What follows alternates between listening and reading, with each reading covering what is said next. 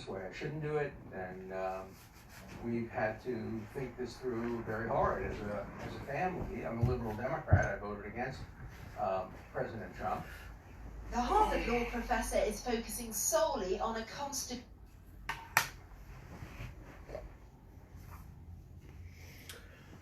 مساء الخير. حنا عندنا شحال عندنا دابا؟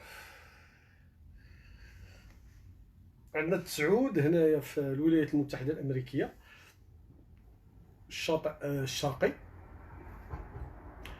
حتى أمريكان راه غير أمريكان براسها فيها بزاف ديال السوايع، كاينة كنظن 3 ديال السوايع ما بين الشرق والغرب. عاد الا زدتي تحسب الجزر اللي تابعه للولايات المتحده غتلقاو اكثر من 3 السوايع. اذا حنا هنا في واشنطن عندنا 9. في المغرب راه غتكون واقيلا 3 ولا 4 ديال الصباح. اعتذر المره الاخيره الفيديو كان تقطع لانه خطا جا مني انايا. ما كنت مشغل واحد الشبكه ديال الانترنت اللي ثقيله بزاف، ولكن كنستعملها لاسباب ما، ونسيت ما حولت الشبكه، بقات ديك الشبكه ثقيله. داكشي ملي كنت كنهضر كان الفيديو كيتقطع عاود يبان عاود يتقطع عاود. المهم في الاخر تقطع في خطره، وراكم عارفين مع الظروف ما كانش بامكاني نعاود نرجع ندير فيديو مباشره. عليناش الموضوع اللي كنت بغيت نهضر معكم فيه هو حول اسقاط الدفاع الجوي الايراني لديك الطائره الاوكرانيه. واش الخطا وارد ولا ماشي وارد؟ شفت انه ملي قلت غنهضر على هذا الموضوع بزاف ديال الصفحات والناس وبعض الجرائد ولا تطرقوا للموضوع. مزيان انه يشرحوا لكم. تعرفوا شويه راه فلوسكم هذاك الشيء، راه الجيش راه نتوما اللي كتخلصوه، الملاحه الجويه نتوما اللي كتخلصوها، كلشي نتوما اللي كتخلصوه. فابسط شيء هو انكم تفهموا شويه كيفاش خدام داكشي. ما غنهضروش في شي اسرار ولا في شي حاجه واعره، داكشي بسيط وغادي. وكي قلت لكم ديك الخطره انا وجدت بعض الحوايج تقليديه ولا غادي نحاول نشرح بها هادشي. انا راه ما موجدش لهاد الفيديو، ما موجدش ليه. هادشي اللي غنقول لكم راه غير عندي في دماغي، حيت خدمت في هادشي هذا عندي في دماغي وغادي نقولوا وغنحاول نبسطو بزاف. الا عقلتوا اخر مره الفيديو الاخر اللي كنت هضرت فيه كنت قلت لكم ان كاينين 2 ديال الهيئات. كاينه هيئه مدنيه هي اللي كتراقب الملاحه الجويه في اي دوله، وكاين الجيش كيكون عنده وحدات سميتو الدفاع الجوي ولا الدفاع المضاد للطيران ولا الطائرات ولا المهم كيكون الجيش حتى هو تيحظي. هذوك المدنيين تيتعاملوا مع السيفيل ومع الطيارات وكذا، في كيفاش تدخل لاش من علوم تاخذ. هادشي هضرت فيه في الفيديو اللي فات. وكاينين الجيش اللي حاضين لان المهمه ديالهم هي يحظيو ولا تدخل شي طائره عدوه تبغي تضرب منشات في المغرب ولا في اي دوله، ولا تقتل عباد الله، ولا داخله تتجسس ولا داخله. المهم الجيش حاضي. راه كي قلت لكم ملي كتركبوا في شي طياره البيلوت اللي كيسوق بكم راه كيدير 1% قل من 1% من الخدمه. فاش كيكون غادي بكم راه ماشي هو اللي كيدير كلشي، راه كاينين بزاف ديال الناس، الاف ديال الناس خدامين في الخفاء ما كيبانوش لكم، هما اللي كيأمنوا هذيك الرحله ديالكم من نقطه الف لنقطه باء. هذيك الطائره الاوكرانيه اللي قلعت من طهران وكانت غادا راه كانوا بزاف ديال الناس خدامين معها، راه ماشي البيلوت بوحدو اللي كنصايب ليهم. اذا غادي نكمل الفيديو ديالي. رانا مصاوب شي تويشيات شي تخربيقات، تسمحوا لي داكشي بدائي، ولكن راه عندي الوقت باش نصاوب بالكارطون ونصباغ ونقاد ولكن راه ما كاينش الوقت. سمحوا لي. انا بغيت غير تكونوا فكره على شنو هو الدفاع الجوي اللي طيح هذيك الطياره في ايران، وراه عندنا بحالو في المغرب، وكاين بحالو في فرنسا، وكاين بحالو في المانيا، وكاين بحالو في امريكا، وكاين بحالو في. اذا هاد الوحدات هضرنا على السيفيل وهضرنا على العسكر دابا الوحدات العسكريه المهام ديالها هي مراقبه المجال الجوي ديال البلاد، ديال شكون طاير، فين غادي، فين جاي، فين كان. واخا طير طياره من المغرب وغادا لوسط المغرب، الا خرجات عن المسار ديالها كيولي مشكوك فيها. العسكر هادشي علاش مديون. هاد الدفاع، وحدات الدفاع الجوي، غنبدا نهضر على المغرب، ولكن راه ايران ولا امريكان ولا روسيا ولا راه كلهم بحال بحال. الطياره ملي كطير خصها تتبع المسار ديالها، خصها داكشي اللي قالت غدير، داكشي اللي البيلوت ديالها حطو في البلون دو فول خصو يحترمو، خصو يبقى غادي غادي غادي حتى يوصل لديك النقطه اللي قال هو باغي يمشي ليها. الا زاغ على ديك النقطه، الدفاع الجوي تيخصو ياخذ قرار بزاف، لان في 11 شتنبر هنايا مثلا في الميريكان الطيارات قلعوا وداروا، ما مشاوش في الاتجاه ديالهم، داروا ولكن تساهلوا معاهم، قالوا ربما ما راكم شفتوا واش داروا، ضربوا جوج عمارات، قتلوا عباد الله، قتلوا. يعني الطياره ملي طير خصها تتبع المسار المحدد ليها بالضبط بالضبط، ما خصهاش تزيغ عليه. الا زغت عليه المهام ديال الجيش خصهم ياخذوا قرار، يمشيو لعندها يقولوا لها، يقربوا لها ويقولوا لها، يديروها الوسط، ويجي واحد على اليمين واحد على اليسار واحد اللور، ويهضروا معاها يقولوا لها غتبعينا نهبطوك في شي جهه ولا رفضات يبومبارديوها. يا اذا كان داكشي غيطلب وقت كبير خصهم ينوتراليزيوها بسرعه لانها غتشكل خطر على الامن القومي ديال الدوله اللي كينتميو لها. كيفاش كيخدموا هاد الرادارات هادو؟ بعجاله. شنو هو الرادار هو طبسيل بحال داك البارابول اللي عندكم في السطح، طبسيل كيصيف الدبدابات. هذا هو الرادار، كيصيف الدبدابات وكيشوف السماء شنو فيها، وهو كيدور بحال هكا، كيدور باش يكوفري 360 درجه، باش يشوف 360 درجه. اذا كيصيف الدبدابه. شنو هي الدبدابه غنرسمها لكم بحال هكا. هذه هي دبدابه كهرومغناطيسيه. اذا هذا الرادار هذا كيصيف الدبدابات، كيصيفطهم في الفضاء، كيدور عاوتاني كيصيف الدبدابات، كيدور لهاد الجهه كيصيف الدبدابات لهاد الجهه، كيدور لهاد الجهه كيصيف الدبدابات لهاد الجهه، كيدور هكا. المهم هو غادي، هو تيصيفط في الدبدابات، كيدور وكيصيفط في الدبداب. هو منه غنحاول نبسطها لان راه كاينين بزاف ديال الحالات، غنعطيكم ان شيما سامبليفي. هو كيصيفط وكيستقبل، لان كاينين عاوتاني دوطخ موديل ولا اللي فيهم واحد كيصيفط وواحد اخر كيستقبل. انا غنحاول نبسط باش ما يجيش حد يقول لي لا ما قلتيش كل شيء، ولا انا راه كنهضر مع المواطن البسيط دابا، مع المواطن البسيط باش نشرح ليه. اذا كيصيفط الدبدابات وهو بنفسه كيستقبلهم. راكم عارفين الدبدابات كيمشيو بسرعه الضوء 3 10 او 8 متر في الثانيه باش كيمشي، يعني داكشي راه بالرقمات قشع فت كيمشيو في الفضاء. الا مشاو ما رجعوش راه ما كاين والو. ولكن الا كان شي جسم طائر غادي، شي جسم طائر، هذا الرادار هذا ملي كيصيفط الدبدابه هذه كتضرب في الطياره هذه، اش كيوقع؟ كترجع لا ريفليكسيون، ما عرفتش بالعربيه سمحوا لي، لا ريفليكسيون الانعكاس. دونك الدبدابه كتضرب في الطياره هذه وكترجع، حيت حديد ولي زوند ولا الا ضربوا كنبسط دابا الا ضربوا في الحديد كيعاودوا يرجعوا بحال المرايه، الضوء الا ضربوا كيرجعوا. دونك هذا الرادار هذا ملي كيصيفط الدبدابه للفضاء، الا ما رجعاتش ليه راه ما كاين والو. ولكن الا رجع ليه شي الا تم راجع ليه شي طريف منا، راجع ليه واخا غير شي شويه منا، تيقول تيا كاينه شي حاجه تما طايره، تيكالكولي ليها بالوقت اللي دارت الدبدابه باش توصل لتم وترجع. يعني هو ملي كيصيفط الدبدابه ورجعت ليه كيحسب الوقت، عنده مكانه كيحسب الوقت، تك تك تك تك، تيعرف شحال. دونك تيعرف المسافه اللي ما بينه وما بين هذاك الجسم الطائر اللي كاين تما. في نفس الوقت كاينين، ولكن ما بغيتش ندخل في غادي نطول وما غاديش يعجبكم الحال، ما عليناش. المهم كيعرف المسافه. الطياره باش تلوكاليزيها تيخصك تعرفها فين كاينه في الخريطه، ماشي غتعرف المسافه، ماشي غير هاد المسافه اللي كتم، تيخصك تعرفها في الخريطه فين جات. يعني ملي تحط الخريطه قدامك تقول راه هنا كاينه طياره ولا هنا ولا ملي دير جينيرالمون في الدفاع الجوي كتكون عندنا خريطه هكا افقيه، يعني جاجه وكيبان فيها كلشي. دونك كتقول هذوك كاينه هنا ولا كاينه. دونك ملي كيصيفط هذا وكتضرب فيها وكترجع تيعرفوا ان الطياره كاينه تما. عندنا من ماشي عندنا الدفاع الجوي، اي دفاع جوي عنده منظومه معلوماتيه انفورماتيك قلت لكم بالعسكر. كاع المعلومات اللي كاينين على الجيش عند المدنيين ديال مراقبه الملاحه الجويه كيدخلوا عند العسكر عندهم.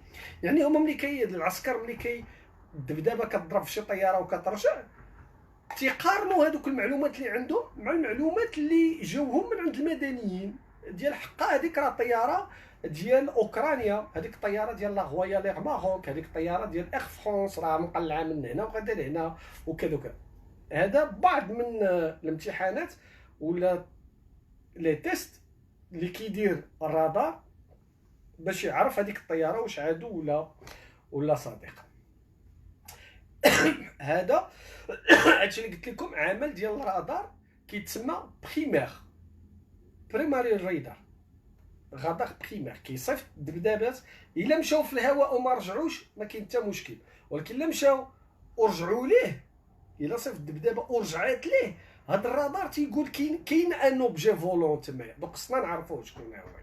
هادو لي غادار بريمو كيكونوا عند العسكر عاده. المدنيين عندهم رادارات اخرين كيتسموا دي غادار سكوندير. شنو هو رادار سكوندير؟ رادار سكوندير تا هو داير بحال رادار بريمير، تا هو تيدور كيصيفط اشارات كيقول للطيارات قولوا لي شكون نتوما وفين نتوما. تيقول للطيارات اللي طايرين بزاف طيارات طايرين تيقول لهم قولوا لي شكون نتوما وفين نتوما. الطيارات تكون غاده ملي كتجيها اشاره من هذاك الرادار سكوندير كتجاوب كتقول ليه انا هي فلانه فرتلانه فلانه بنت فلان بنت نضحكوا شويه، انا هي فلانه فرتلانه ولا وانا ها فين كاينه العلو ديالي، خصوصا العلو كتعطي معلومه على العلو ديالها. ما بغيتش ندخل في التفاصيل علاش العلو مهم، مي ما عليناش كتعطي معلومه على العلو. علاش الطياره كتعطي داكشي؟ حيت في كل طياره كاين واحد الجهاز سميتو ترونسبوندر ولا بالفرنسيه لو ترونسبوندر. هذاك الترونسبوندر اللي تيكون في الطياره قبل ما يقلع البيلوت، قبل ما يقلع لا تور دو كونترول والكونترول ايريان تيعطيو واحد الرقم تيقولوا لي غادي تافيشيه انت الرحله ديالك، هاد الرحله اللي غاديه من طهران لشي دوله اخرى ولا من باريس لمراكش ولا من مراكش لموريال ولا غدير هاد الرقم. هذاك الترونسبوندور اللي عندك خصو يبقى يصيفط هاد الرقم هذا فين ماشي رادار يسولو. هذاك الترونسبوندور اللي عندك خصو يجاوب بهذاك الرقم يقول انا هو فلان فرت هاد الطياره هي فلانه فرتلانه كذا كذا وهالعلو ديالي، وكيزيد واحد الكود. دونك هادوك الطيارات كيجاوب. علاش هاد لي غادار سميتهم سكوندير؟ حيت الا الطياره ما بغاتش تجاوب راه هاد الرادار ملي كيصيفط دوك تهضر على الرادار سكوندير ماشي بريمير. هاد الرادار سكوندير الا صيفط الاشاره الا هاد الطياره ما جاوباتوش هذا ما غيشوفهاش ما يعرفش واش كاينه، حيت هو كيعرفها واش كاينه ملي كتجاوب عاد كيعرفها. باش كتجاوب ترونسبوندر اللي عندها تمايا. كاينين حوايج اخرين كيرسلوا مع الترونسبوندر ما غنطولش عليكم فيهم، ولكن مثلا ملي تيوقع خلل للطياره او لا تيتقطعوا ليها المواد، دابا البيلوت كان غادي شويه ما بقاش الكاسك ما بقاش عنده خدام، الراديو ما بقاش خدام، راه يقدر يبان بحال عدو غادي لفرنسا ولا غادي للطاليان داخل وما تيهضرش معاهم راه غيضربوه. الا ما تيهضرش غيقولوا هذا واش هما راه في الارض ما كيشوفوكش انت كتبان لهم غير نقطه في الرادار، دونك يقولوا عدو. دونك الترونسبوندر ديالو تيقدر البيلوت يدير واحد الكود ويقول ليه بقى تصيفط هذا الكود هذا. دونك تيبدا يقول واك رانا عندي مشكل، واك رانا عندها مشكل الراديو، واك رانا عندي كنظن الراديو واش لابان ديال الراديو هادشي راه تقلبوه في الانترنت وقيله 76 73 المهم شي رقم بحال وقيله 76 ولا 76 00 ولا 73 ما عليناش. كيبدا يصيفطها واحد اللعيبه وهذاك الرادار ملي كيشوف الطياره كتصيفط هذاك 76 كذا كذا تيقول العباد الله حبسوا راه هذيك الطياره عندها مشكل، عندكم تضربوها راه البيلوت اللي وسط منها عنده مشكل ديال الراديو ما قادرش يهضر. دوك ما حدو تيبقى في السماء بعيد ما كيشكلش خطر على الامن القومي ديال ديك الدوله، راه كيخليوه يطير حيت عنده مشكل وكيصيفطوا ليه طيارات. عاده كيكونوا جوج طيارات الدفاع الجوي اللي كيصيفطهم. الطياره كتجي ملي كيكون هو غادي هكا، ملي كيكون غادي ملي كيكون غادي طاير كتجي طياره حداه كتهضر معاه، وكتجي طياره اخرى وراه دايره في لا لين دو ميغ باش يضربوه الا شكل خطر.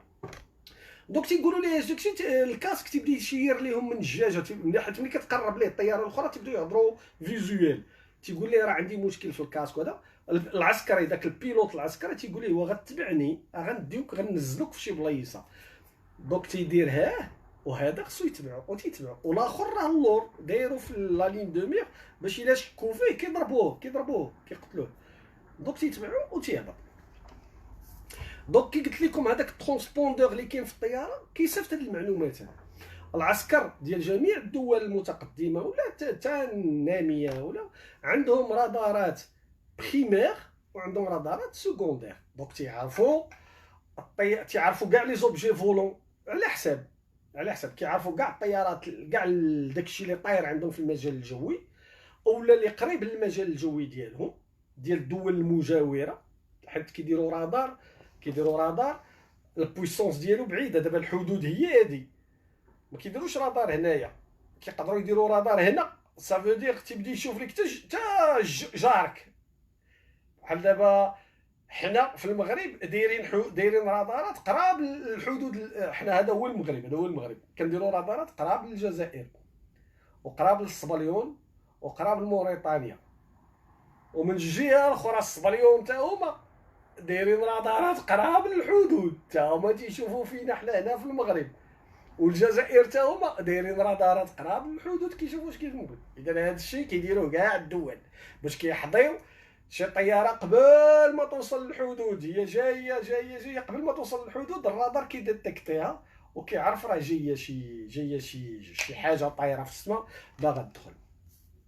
كيفاش كيتعاملوا مع لي زوبجي فولون نون ايدونتيفيي؟ الا شي حاجه جايه العسكري جالس عنده لا كونسول ديالو كيشوف كتبان ليه شي بيب ان بوين جاي، ما مديكلاري راسو، ما تيقلبوا طاطاطات بالزربه، كيشكل خطر. الوغ الا كان باقي بعيد عندك الوقت. دونك كاين دي لين غوز دي لين روج. المهم كاين طرق كيفاش كتهضر مع القياده ولا هذا باش يتخذ قرار بالزربه. راه جايه شي حاجه داخله بالزربه المجال الجوي نون ايدونتيفي. نورمالمون شي وقع تيطيروا الطيارات هما الاولين. راه تنحاول نبسط. كيطيروا الطيارات هما الاولين ديما في اي دوله بالليل. دابا بالليل راه كاينين دي بيلوت فايقين، دي شاسور فايقين فيهم لا بيرمانونس. ملي غطلع النهار غيمشي ينعس وغيجي واحد اخر يجلس بلاصتو مي فايق، غيطير بالزربه وغيمشي للحدود وغيتلقى لديك الطياره اللي جايه. دونك كيهضروا معاها فيزويلمون، يقولوا ليها اش كدير. كيهضروا معاها بالراديو، ولا ما جاوباتش في الراديو كيهضروا معاها فيزويلمون. دونك تيقولوا ليها تبعينا، الا ما تبعاتهمش كيحطموها لانها كتشكل خطر. ماشي اي دوله تنهضر لكم، اي دوله الا ما امتثلتش الاوامر كيحطموها، وإلا امتثلت الاوامر راه كيديوها كيهبطوها عاده في قاعده جويه، ما كيهبطوهاش في البلايص اللي فيهم بنادم. ماشي في مطار محمد الخامس ولا شارل دو غول ولا واشنطن، كيهبطوها في اون باز ايريان. يعني حتى الا بغى يضرب بغى ينتحر ولا غيقتل غير العسكر، ما غيقتلش المدنيين. دونك كيديوه لشي بلايصه ينزلوه فيها تكون مؤمنه. كينزل تمايا وكيشوفوا شنو هو المشكل اللي عنده. كان الوغ ملي كتبان لك هادشي تنهضر لكم، ملي كيبان لك ان بوين بعيد يلاه جاي، ولكن انت جالس ما بيك معاك كيبان لك ان بوين مثلا حدا الرباط بقات ليه 200 بقات ليه 2 دقائق ولا باش يوصل للرباط. بام عاد كيبان لك ان بوين ما بانش لك من قبل. علاش؟ لان كاينين عده حوايج. كاينين الطيارات اللي كيجيو واخا كتصيفط لهم دبدابه ما كترجعش الدبدابه. كاينين بعض الطيارات اللي لا صيفط لهم دبدابات كيمتصوها. هاد التقنيات هادو كاينين عند الولايات المتحده الامريكيه، ربما كاينين حتى عند روسيا، ولكن ان الالياج اللي مصوبه منه الطياره كيمتص الاشعه. يعني فاش كتصيفط ليه دبدابه ما كترجعش. يعني الطياره جايه، هما اللي كيسموهم طائرات الشبح، هي جايه، ولكن الدبدابه الرادار ديالك راه خدام كيصيفط في الدبدابات. هذا الرادار ديالك كيصيفط في الدبدابات، كيصيفط فيهم، ولكن ملي كيمشي يوصلوا للطياره ما كيضربوش فيها ويرجعوا، لا، هي كتمصهم، اولا كيضربوا فيها وما كيرجعوش من نفس الاتجاه، كيضربوا فيها وكيمشيو في اتجاه اخر، كيضربوا فيها وكيمشيو في اتجاه اخر، يعني ما كيرجعوش لهذاك الرادار اللي صيفطوا، ما كيرجعوش ليه. دوك الدبدابات كيمشيو في اتجاه اخر، دوك الطياره كتولي طائره شبح، كتولي غاده وانت الرادار ديالك ما كيقش حتى زفته، وهي غاده حتى كتوصل لك. عاوتاني كاينين حوايج اخرين، كاينين الطائرات اللي مجهزين باليات ديال التشويش، يمكن ماشي كاع هي اللي هازه اليات ديال التشويش، يمكن يكون شي قمر اصطناعي كاين الفوق هو اللي داير التشويش على هذا الرادار باش ما يقش حتى زفته. يمكن شي طياره اخرى، انت عندك طيارتك هنا وكاينه طياره اخرى عاوتاني جايه الفوق، هي اللي كدير التشويش على داك الرادار باش ما يقش حتى زفته. هذه كتسمى الحرب الالكترونيه، وكتسمى بالفرنسيه لي ميزور، وكاينين ضدها لي كونتر ميزور ولي كونتر ميزور. هنا كيبان العلم وكيبانوا العقول وكيبانوا الناس المهندسين الابتكارات والافكار النيره كيفاش كيديروا يقاوموا بحال هاد الامور. واحد كيصوب حاجه، واحد كيصوب العكس ديالها، واحد اخر كيصوب العكس ديالها، واحد اخر كيصوب العكس ديالها، وحنا غاديين. اذا هادشي اللي هكا كيفاش تيخدم الدفاع الجوي، اذا كيراقبوا المجال. اشنو كيوقع؟ بحال دابا اللي وقع في طهران. طهران كانت في هما جينيرالمون هاد الوحدات ديال الدفاع الجوي راه تيكونوا تيعيشوا في ان ستريس، واخا هما كاين السلم، مي لو ستريس كاين ديما، لان هادوك الطيارات المدنيين اللي تيطيروا وتيحلقوا خصك تبقى حاضيهم، هو السيستم تيحضيهم، الانفورماتيك حاضيهم، ولكن عندك بزاف لي كونترولور ايغيان، مراقبين الجو، ماشي دوك لي فلاتور، تنهضر على ديال العسكر كيكونوا تحت الارض في القواعد تحت الارض، حاضين ماشي في اي دوله حاضين عندهم دي سكوب وحاضين الطيارات وداك، ديما تيعيشوا في لو ستريس. حيت باش تقول ان هاد لو بوين هذا اللي كنشوف في الرادار ديالي راه نون ايدونتيفي وخطير، راه قرار صعيب شويه، لان تقدر تكون طياره فيها مدنيين، ويقدر يكون شي ارهابي، ويقدر يكون شي دوله معاديه، انت ما تعرفش. الا قلتي لا راه ربما مدنيين راكبين في الطياره ما غندير والو، لا، هو ملي يمشي يضرب لك شي برج ولا يقتل لك عباد الله راك غتندم، غتقول انا قلت واقيلا راهم طياره مدنيه تالفه، ولا عطيتو 10 ثواني ولا 15 ثواني باش يجاوبني في الراديو ولا كذا وما جاوبنيش، ها هو صدقات لك بنادم.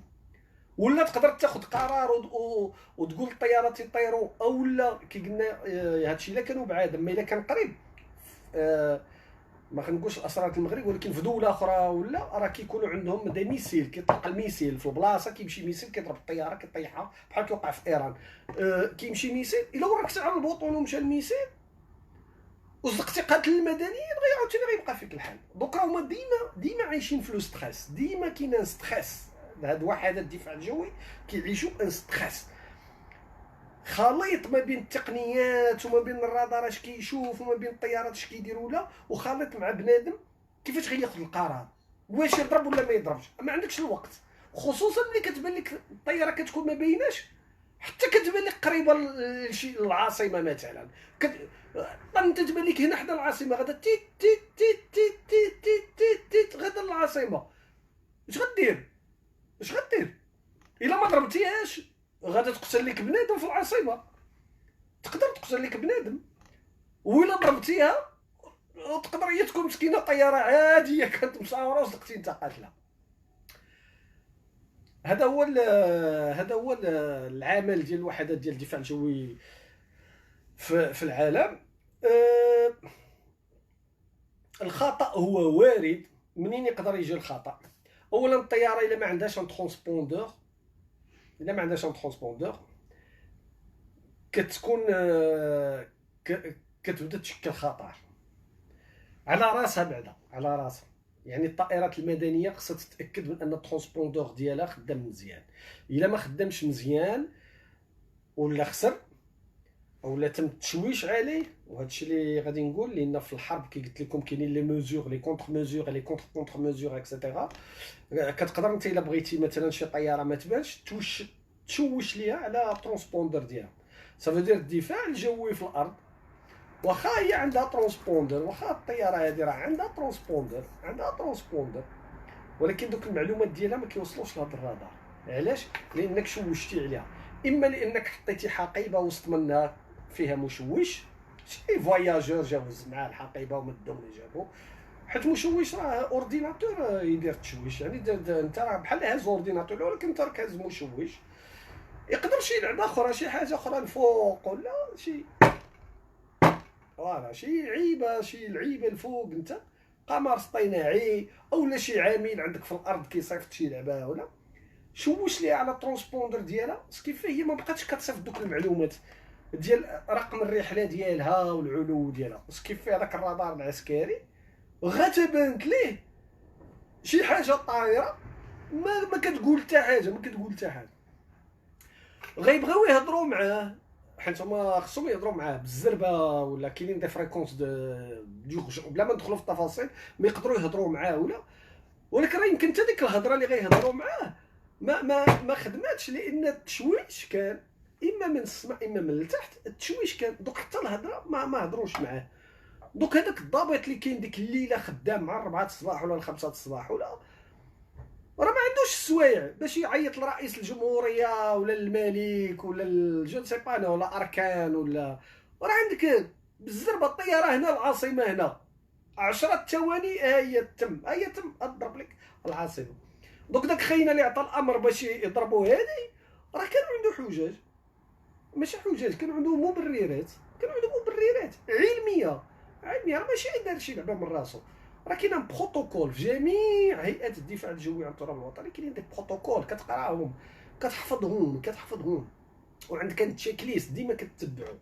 طياره بانت نون ايدونتيفيي ما معروفاش عندك انت في السيستم، غتحاول تهضر معاها الا كان الوقت تهضر معاها وإلا جاوباتك، وإلا ما جاوباتكش او ما كانش حتى الوقت تهضر معاها راه كتطلق ليها لي ميسيل باش يطيحوها لانها تشكل خطر على المدنيين.